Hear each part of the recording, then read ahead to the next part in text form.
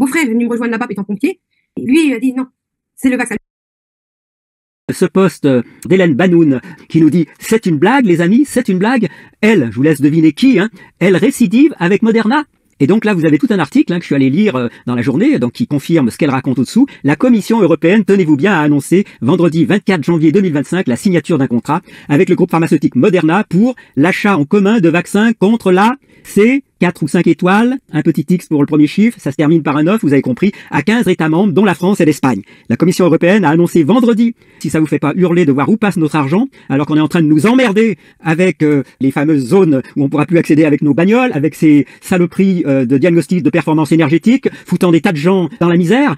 Voilà où passe notre argent. La Commission européenne a annoncé vendredi la signature d'un contrat, alors oui, je suis passablement énervé, c'est peu de le dire, auprès du groupe pharmaceutique américain Moderna, permettant l'achat en commun de résine, comme on les appelle, contre le C4 étoiles X9 à 15 États membres, dont la France et l'Espagne. Évidemment, il faut toujours que la France soit dans les bons mauvais coups, quoi. Les pays qui ont participé à cette passation conjointe de marché pourront commander pendant 4 ans, tenez-vous les amis, cette saloperie d'Europe, jusqu'à 146 millions de doses de vaccins ARN messager en fonction des besoins sans qu'aucune quantité minimale ne soit fixée. Vous avez demandé ça, vous? Moi, pas du tout. Je prends en charge ma santé de mon mieux. Dans l'ensemble, ça marche plutôt bien et je peux vous dire que c'est pas moi qui va faire des trous dans la sécu. Alors, je sais bien qu'on n'est peut-être pas tous à la même ancienne, mais ceci étant, selon la Commission, ce contrat garantit, tenez-vous, la sécurité de l'approvisionnement et améliore la préparation des pays participants face aux crises sanitaires, comme cela a été le cas pendant la pandémie. Bruxelles a passé ce marché conjoint pour 17 États, 15 de l'Union européenne, Belgique, Chypre, Croatie, Danemark, Espagne, Estonie, Finlande, France, Grèce, Irlande, Luxembourg, Pays-Bas, Pologne, Suède, Slovénie et 2 non-membres, la Macédoine du Nord et la Norvège. Alors je vais pas vous lire tout l'article parce que vous pouvez le retrouver, ceux qui veulent lire l'intégralité de ce poste, je vous mets d'une part le lien sur X et puis je vais mettre le lien que vous pourrez trouver pour accéder à notre onglet communauté. Si j'y arrive, je vous donne le lien direct vers le poste à propos de cette commande de dingue, on peut pas l'appeler autrement. Pour ceux qui ont un ordinateur, je vous rappelle que dans les posts, si vous cliquez sur l'heure à laquelle ils ont été publiés, eh bien ça vous donne le lien pour les partager. Il n'en va pas de même pour les smartphones, c'est bien dommage. Je vous ai donné qu'un tout petit éventail des centaines de posts qui chaque jour vous donnent envie de hurler quand vous voyez où passe l'argent de notre pays, quand vous voyez les décisions qui sont prises, quand vous voyez la perte de souveraineté totale de notre pays et quand vous voyez le jeu pitoyable au plus haut sommet de l'État qui nous coûte des blindes quand on devrait se serrer la ceinture, nous autres simples citoyens. Il n'y a pas une journée où il n'y a pas un projet de loi ou une saloperie qu'on nous parachute et voulant nous faire croire que c'est pour notre bien, les amis.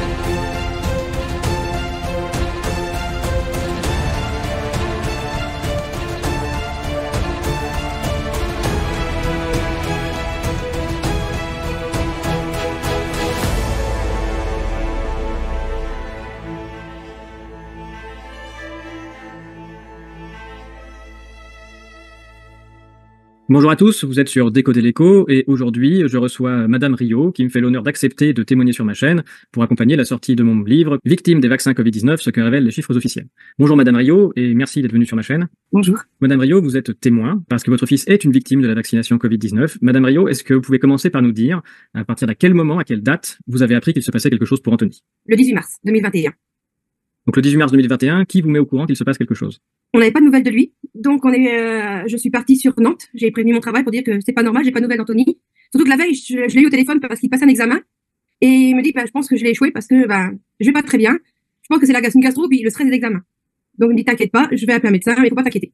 Et donc le lendemain, aucune nouvelle. Donc je dis c'est pas normal, je vais appeler. Moi je suis partie Et c'est une fois arrivé là-bas que les pompiers sont arrivés en même temps parce que ses amis s'inquiétaient aussi pour lui. Donc je leur dis oui, appelez les pompiers, j'arrive, j'ai les clés de toute façon de l'appartement.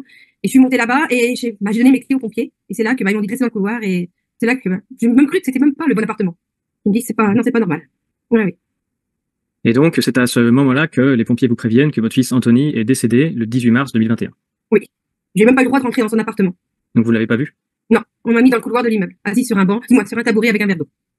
Et à ce moment-là, est-ce que vous avez déjà une idée de ce qui a pu provoquer le décès d'Anthony? Ou est-ce que, à ce moment-là, vous êtes dans le flou et vous n'avez pas d'idée? Non, pour moi, j'étais dans le flou parce que je me suis dit, c'est pas ma place, je me suis trompée d'endroit, c'est pas là, c'est pas chez Anthony. Parce qu'après, ils m'ont dit, on sait jamais, c'est peut-être un crime, on sait jamais, une scène de crime. Je dis, non, je suis tombée des tâches, je vais changer. Ils m'ont dit, non, vous restez là. C'est vraiment, il y a des pas, non, j'ai vraiment pas cru. Après, dire, mon beau-frère est venu me rejoindre là-bas étant pompier, et lui, il a dit, non, c'est le vaccin. Lui, aussitôt, il a mis le nez dedans. Mais moi, tant que j'ai même pas pu voir Anthony, je pouvais pas dire, je croyais pas que c'était possible. Non, pour moi, non. Et donc, la police est arrivée également pour constater le décès? Voilà, la police. J'ai eu le SOS médecin, le médecin légiste, qui était son professeur à l'époque. C'est lui qui a exigé l'autopsie, parce qu'il ne trouvait pas ça normal. Vous pouvez rappeler quel âge avait votre fils et ce qu'il faisait à ce moment-là? Et il avait 24 ans. Et il était en 6e année de médecine. Il terminait son externat. Mon beau-frère est venu me rejoindre là-bas étant pompier. Et lui, il a dit, non, c'est le vaccin.